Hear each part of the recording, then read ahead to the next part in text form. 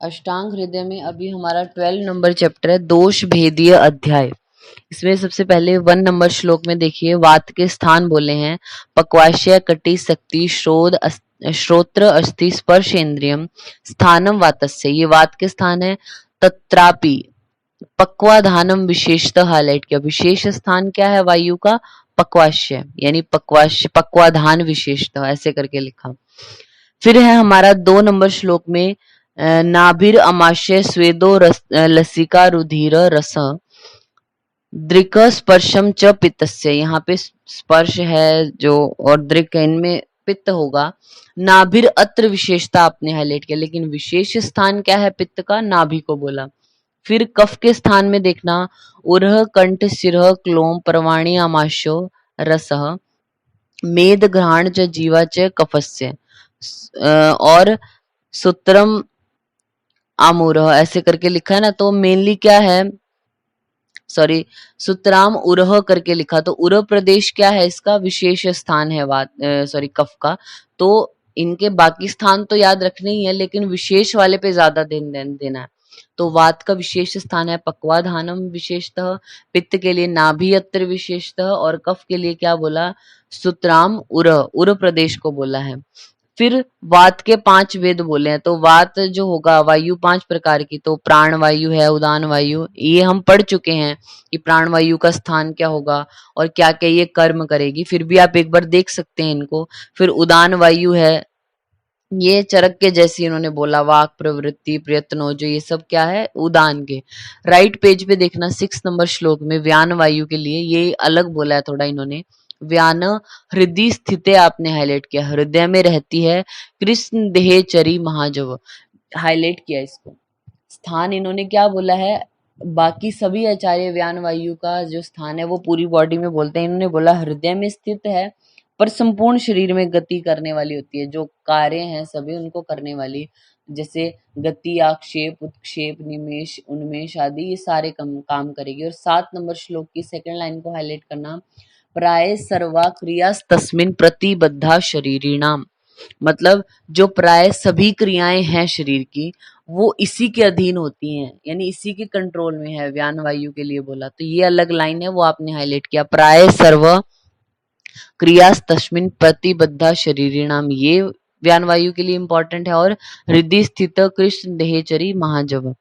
फिर ऐसे ही समान वायु में समान अग्नि, जो समान अग्नि समान वायु वो अग्नि के समीप होगी, कोष्ठ में घूमती है, अन्न का ग्रहण पाचन विवेचन करती है, पता है। अपान वायु कहाँ कहाँ होगी, क्या करेगी, वो भी पता है।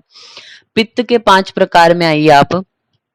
अब यहाँ पे पित्त के 5 प्रकार बोले, तो तत्र पक्वामाशय मध्यगा, पक्वाशय और अमाशय के बीच में जो रह रहा है, पंचभूतात्मक तू अपि, पंचभूतात्मक है, यद तेजस गुणोदय, तेजस गुण की अधिकता से जो, त्यक्तः द्रवत्वम, द्रवता का जिसने त्याग कर दिया। वैसे हमारा जो पित्त है उसका क्या है, गुण होता है ना द्रव, पित्त जब बढ़ जाएगा तो द्रव में कन्वर्ट हो जाता है, लेकिन इन्होंने क्या बोला, पाचक पित्त के लिए इंपॉर्टेंट लाइन है त्यक्त द्रवत्वम, जो वो द्रवता का त्याग कर दे। पक्वाशय और अमाशय के बीच में रहने वाला जो पित्त है वो तेजस गुण की अधिकता से जब द्रवता का त्याग कर दे और पाक आदि कर्मणाम अनल शब्द आदितम, और पाक आदि क्रिया करे तब उसको अनल या अग्नि कहते हैं हम। ये क्या करता है, पाचती अन्नम, अन्न का पाचन करेगा, विभाजन करता है उसका सार या किट्ट भाग में। और तत्रस्थेव पित्तानाम शेषाणाम अनुग्रहम को हाईलाइट किया, ये जो पित्त है पाचक पित्त, ये बाकी शेष पित्तों का अनुग्रह करता है, यानी उनको भी बल देने वाला होता है। तो सबसे इंपॉर्टेंट जो पित्त है वो पाचक पित्त। इसके बारे में 2 लाइनें आपको याद रखनी है, त्यक्त द्रवत्वम और दूसरा पित्तानाम शेषाणाम अनुग्रहम। फिर है यहाँ पे रंजक पित्त के लिए बोला, आमाशय आश्रय पित्तम रंजकम रस रंजनाथ, हाईलाइट किया आपने। आमाशय में आश्रित रहता है, इन्होंने बोला जो रंजक पित्त है वो आमाशय में आश्रित होगा, रस को रंगने का काम करता है। फिर 13 में साधक के लिए बोला, हृदय गतम पित्तम, हाईलाइट कर लो आप सेकंड लाइन में, साधक पित्त कहाँ, हृदय में रहेगा, और बाकी बुद्धि मेधा ये सब करने वाला होगा। आलोचक पित्त दृक्स्थम आलोचकम, हाईलाइट किया, आंखों में जो होगा वो आलोचक पित्त होता है। साधक हृदय में, रंजक आमाशय में, और पाचक पक्वाशय और आमाशय के मध्य। फिर जो त्वचा में रहता है 14 नंबर श्लोक में देखिए, त्वकस्थम जो त्वचा में है वो हमारा भ्राजक पित्त होगा।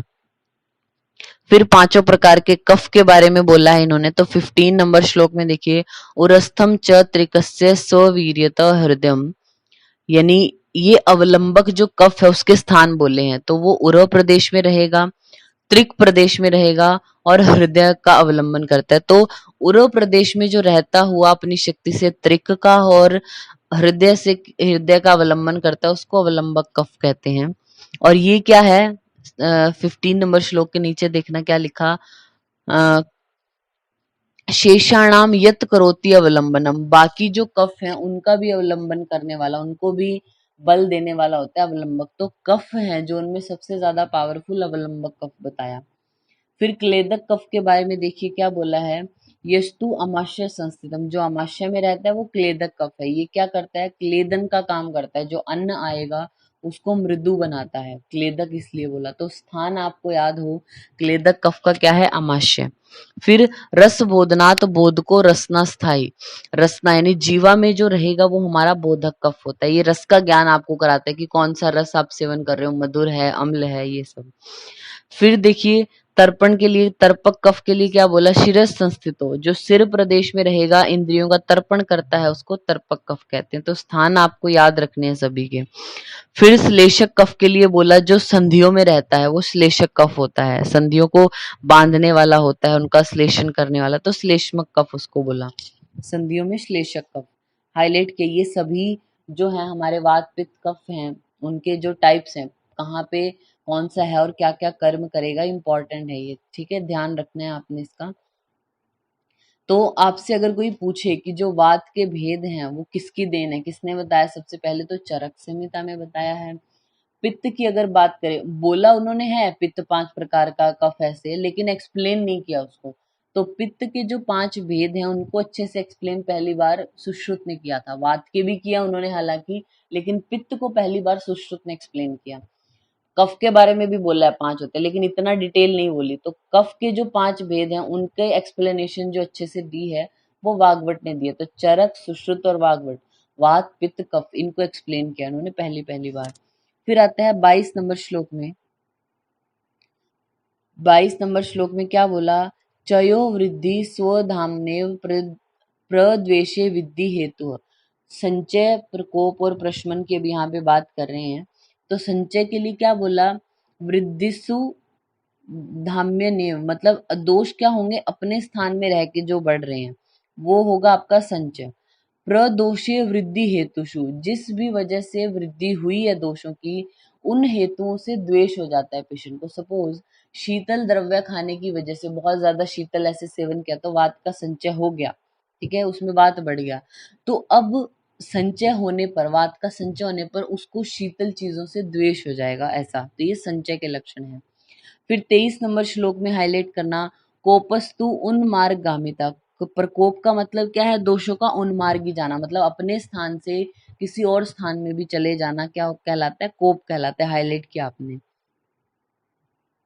फिर अपने जो स्थान है उसमें सम प्रमाण में रहना शमन कहलाता है। तो संचय, प्रकोप और प्रशमन आपको पता है। फिर 24 नंबर श्लोक में देखना, 24 नंबर श्लोक में, चय प्रकोप प्रश्मा वायुर्ग्रीष्म आदिषु त्रिषु वर्षादिषु तु पित्तस्य श्लेष्मणः शिशिरादिषु, हाईलाइट किया।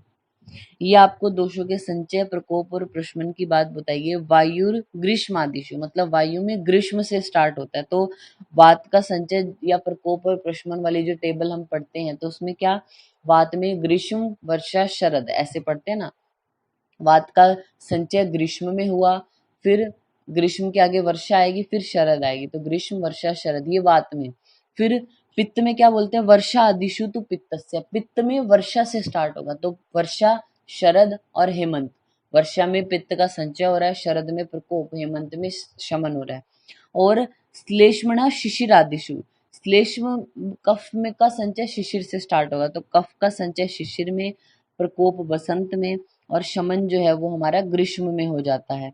तो आचार्य जो वाग्भट है उन्होंने शिशिर ऋतु में बोला है कफ का संचय, जबकि जो चरक हैं और सुश्रुत हैं वो क्या, हेमंत में बोलते हैं कफ का संचय हो जाता है, वो आपने ध्यान रखना है थोड़ा, इन्होंने शिशिर वर्ड बोला। नेक्स्ट उसके बाद आता है हमारा 32 नंबर श्लोक। 32 में देखिए यहाँ क्या बोला, दोष ही जो है वो रोगों का मुख्य कारण होते हैं, हेडिंग ये है। तो क्या बोला है, दोषा एव ही सर्वेशाम रोगाणाम एक कारणम। रोगों का जो एक कारण अगर आपसे कोई पूछे कि रोग होने का प्रधान कारण क्या है, तो वो क्या है, दोष है हमारे। यथा पक्षी परिपतनम सर्वतः सर्वम अपि अह, हाईलाइट किया आपने, ये इसके लिए बोली, जैसे कि एक पक्षी है जो सारा दिन उड़ता रहता है लेकिन वो अपनी छाया को कभी नहीं लांघ सकता। ऐसा तो नहीं है कि पक्षी की जो शेडो है वो एक जगह रह जाएगी और उससे आगे वो निकल जाएगा, वो उसके साथ साथ ही चलेगी, तो वो अपनी छाया को क्रॉस नहीं कर पाएगा कभी भी पक्षी। उसी तरीके से कारण बहुत सारे होते हैं व्याधि होने के, लेकिन त्रिदोष प्रकोप यानी तीनों दोषों में से कोई तो इन्वॉल्व होगा ही ना। तो त्रिदोष प्रकोप यानी दोष मेन कारण होते हैं व्याधि का। तो ऐसी ही लाइन हमने चरक सूत्र 19 में भी पढ़ते हैं हम, उसमें भी ये सेम एक्सप्लेनेशन ही है इसके लिए।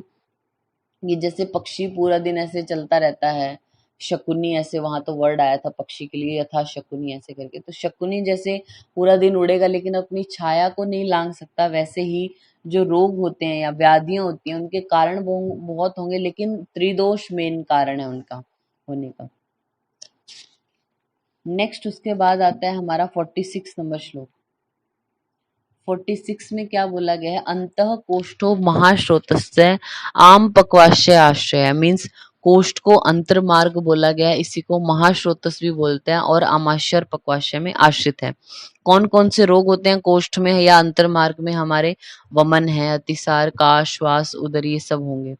और अंत्य मार्ग में शोफ, अर्श, गुल्म, विसर्प, विद्रदी, ये भी कहे जाते हैं। तो ये हम तो जो रोग हैं हमारे कौन कौन से होते हैं कौन से मार्ग में, ये हम वैसे भी पढ़ चुके हैं चरक संहिता में। विसर्प है, विद्रदी है, गुल्म है, श्वेथु है और अर्श, ये ऐसे 5 व्याधियां होती हैं, ये जो हमारे अभ्यंतर मार्ग में भी होती हैं और बाह्य मार्ग में भी होने वाली होती है। ठीक है, बाह्य मार्ग में मेनली जो स्किन डिजीजेज आएंगी ना वो आती हैं, अलजी है, गंड है, व्यंग है, ये सब, वो प्लस में ये 5 जो बोली ये भी बाह्य में आती हैं। तो बाह्य में हमारी स्किन डिजीजेस प्लस में ये 5, और अभ्यंतर मार्ग में अगर आप देखोगे तो वमन, अतिसार जो कोष्ठ से रिलेटेड है, वमन, अतिसार, काश, श्वास, उदर रोग, ज्वर, ये सब हमारे अभ्यंतर मार्ग में आएंगे। और प्लस में ये 5 व्याधियां जो बाह्य में भी है अभ्यंतर में भी। फिर मध्यम रोग मार्ग में हमारे क्या आते हैं, जो भी मर्म से रिलेटेड जो भी व्याधि होंगी हमारी, और अस्थि संधि से रिलेटेड जो भी होंगी वो सारी मध्यम मार्ग में आती हैं। तो इसकी हिंदी में देखना 47 48 नंबर श्लोक की हिंदी में सेकंड लाइन में, तो यक्ष्मा हाईलाइट कर लीजिए, राज्यक्षमा है, पक्षाघात है, अर्दित है, सिर के रोग, संधि, अस्थि, त्रिक, इन सबके जो रोग होंगे वो मध्यम रोग मार्ग में आते हैं हमारे। नेक्स्ट है 52 नंबर श्लोक। 52 नंबर श्लोक में यहाँ पे पित्त के कार्य बोले, तो पित्त में स्वेद, क्लेद को हाईलाइट करना, क्लेद, श्रुति, कोथ को हाईलाइट करना, किसी भी चीज को कोथ कराना है, उसको सड़ाना है, तो वो कफ पित्त का कार्य है। तो क्लेद करना, कोथ करना, और लास्ट में 52 नंबर श्लोक के लास्ट में देखना, पांडु अरुण वर्जित, जो कलर हैं पांडु और अरुण वर्ण को छोड़ के बाकी जो कलर बच गए सब पित्त की वजह से होते हैं। 53 में कफ के कर्म के लिए बोला, श्लेष्मण, स्नेह, काठिन्य को अंडरलाइन किया आपने, कठिनता कफ की वजह से आती है, कंडू, शीतवम, गौरवता, ये सब कफ का कर्म है। ठीक है, नेक्स्ट उसके बाद इस चैप्टर में ऐसा कुछ है नहीं जो हमें मतलब इम्पोर्टेंट है वो करना है। तो यहाँ तक हमारा ये जो 12 नंबर चैप्टर है वो कंप्लीट होता है।